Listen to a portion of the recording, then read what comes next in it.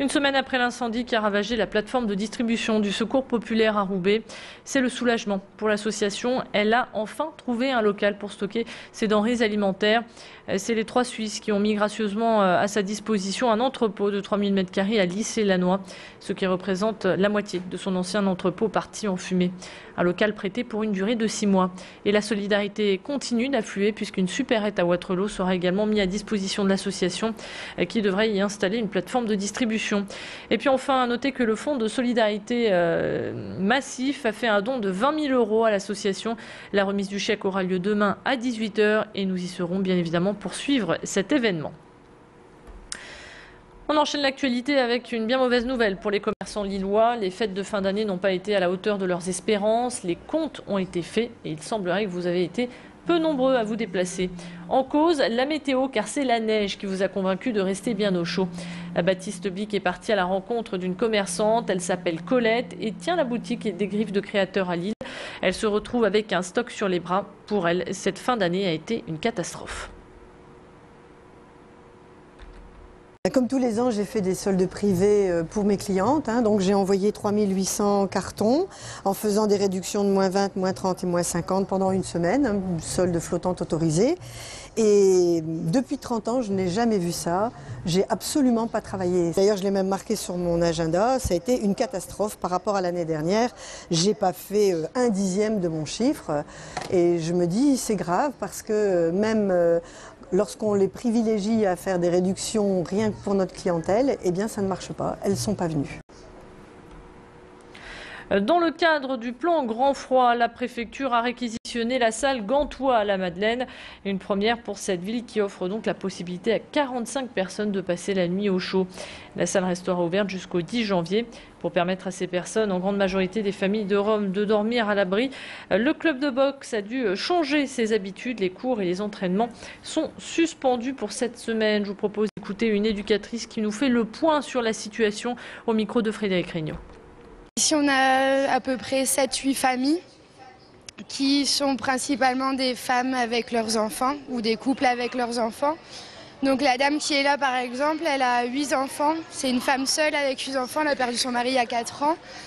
Elle arrive du Monténégro. Elle est en France depuis peu de temps. Et elle n'a pas de caravane, n'a vraiment aucun lieu. Ses enfants ne sont pas scolarisés. Elle a des grands-enfants. Elle aimerait qu'ils travaillent. Même elle, c'est une femme très courageuse.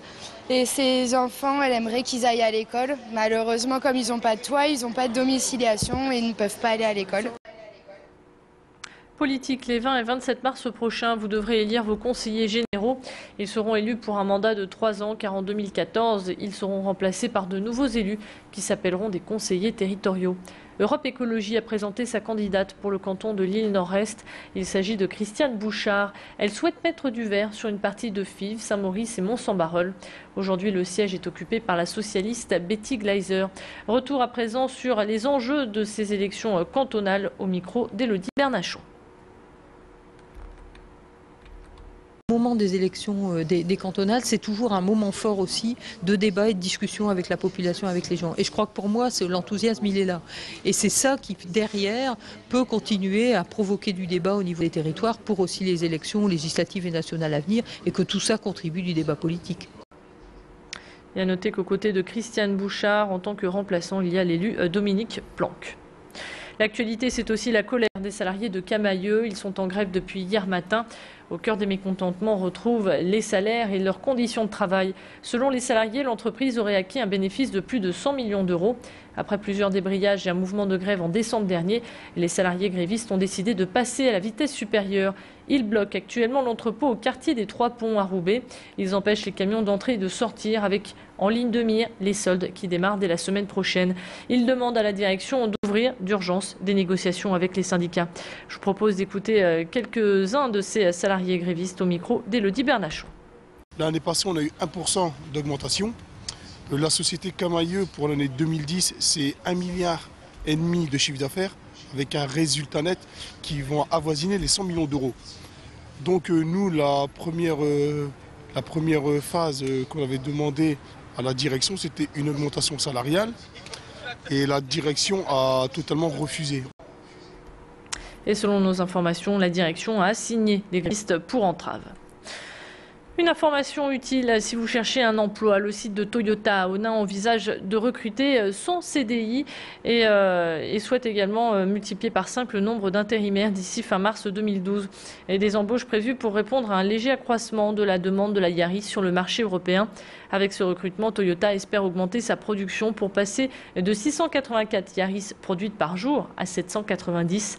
Actuellement, le site d'Onnaing emploie plus de 3000 personnes.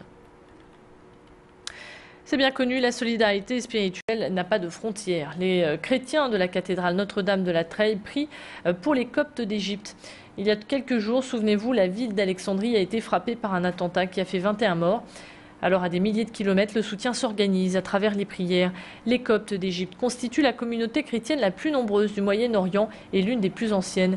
À la demande de l'archevêque Ulrich, une prière sera organisée au sein de la cathédrale ce dimanche pour les morts et les familles. À ce sujet, je vous propose d'écouter le recteur de la cathédrale de Lille.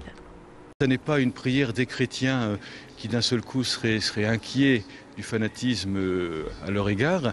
C'est une prière de chrétiens, en l'occurrence envers des frères chrétiens, mais si c'était d'autres croyants, là encore, nous aurions pris le temps de la prière pour la paix. Que ce soit à Alexandrie ou un peu partout dans le monde, l'enjeu aujourd'hui, il est de travailler à ce que la violence n'ait pas le dernier mot et à ce qu'on trouve des solutions politiques, économiques, sociales aussi. Voilà pour l'essentiel de l'actualité. Restez avec nous, on se retrouve dans un instant.